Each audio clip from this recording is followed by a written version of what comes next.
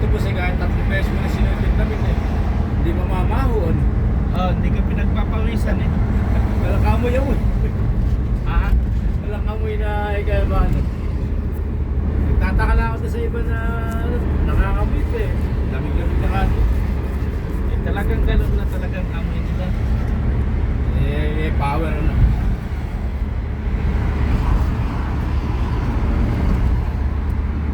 Isang linggo nga, pwede mo suot ang damit dito eh. Kaya na pagka ano ka eh. 2 araw, 2 suot nga eh. Medyo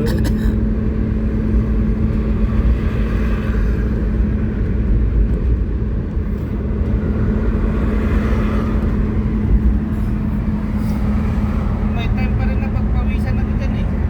pag sobra na siguro napalabang ka sa trabaho. Ano? Yung mainit, ang gagawin ko, pagpawisan talaga ako.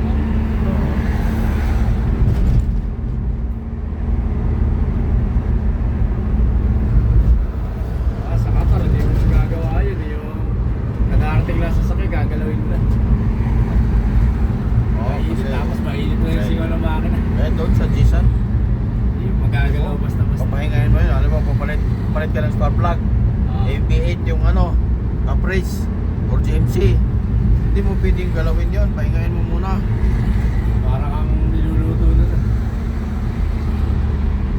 Dito, kahit na kadarating lang eh.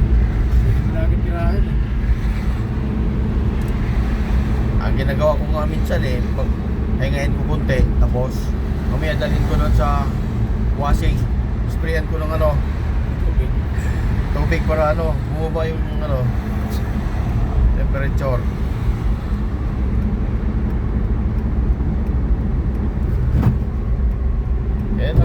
Doon kasi manghihina kasi kunting galaw mo lang, ligo ka na sa pawis kagad. Kapag dating mo ng hapon, lantang-lantang ka, para kang Pagod na. oo. Kasi sa daming pawis na ano mo